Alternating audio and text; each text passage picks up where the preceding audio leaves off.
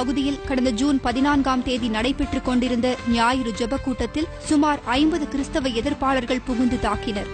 இதில் 8 கிறிஸ்தவர்கள் படுகாயமடைந்தனர். கேரள மாநிலத்தில் உள்ள கிறிஸ்தவர்களின் பாதுகாப்பிற்காக ஜெபியுங்கள். சிரியாவில் சிறுவர்கள் சிலுவையில் அறையப்பட்டனர். சிரியா தேசத்தில் ரமலான் நோன்பு சமயத்தில் பசியினால் உணவு உட்கொண்ட 2 சிறுவர்களை ISIS தீவிரவாதிகள் குறுக்கு மரத்தில் அறைந்து கொலை செய்தனர். பச்சிளம் குழந்தைகளையும் இரக்கமின்றி கொலை செய்யும் ISIS தீவிரவாதிகளின் கொடூர செயல்கள் தடுத்து நிறுத்தப்பட ஜெபியுங்கள்.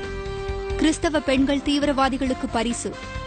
குரான் புனித நூலில் உள்ள பகுதிகளை மனப்பாடமாக கூறும் போட்டியில் வெற்றி பெறும் ISIS தீவிரவாதிகளுக்கு சிறைப்பிடிக்கப்பட்டுள்ள சிரியா கிறிஸ்தவ பெண்களை பரிசாக கொடுக்கப்பட போவதாக அறிவிக்கப்பட்டுள்ளது. கிறிஸ்தவ பெண்களுக்கு எதிராக இழைக்கப்படும் இந்த மனித உரிமை மீறல் ஒழிக்கப்பட ஜெபியுங்கள். தீவிரவாதத்தால் 32,000 பேர் கொலை. கடந்த 2014ஆம் ஆண்டு உலக அளவில் தீவிரவாத செயல்கள் 35% உயர்ந்துள்ளது. இதனால் 32,700 பேர் கொலை செய்யப்பட்டுள்ளனர். 35,000 பேர் படுகாயமடைந்துள்ளதாக US ஸ்டேட் டிபார்ட்மெண்ட் அறிவித்துள்ளது. உலகின் கடைசி நாட்களில் நிகழும் இப்படிப்பட்ட சம்பவங்களிலிருந்து நாம் பாதுகாக்கப்பட ஜெபியுங்கள். கேமரூன் நாட்டில் 84 சிறுவர்கள் மீட்பு.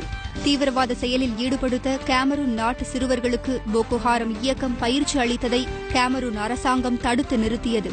5 வயது முதல் உள்ள இந்த சின்ன சிறார்களை கட்டாயமாக தீவிரவாத செயலில் ஈடுபடுத்த முயலும் போகோ ஹராம் இயக்கம் முடக்கப்பட ஜெபியுங்கள்.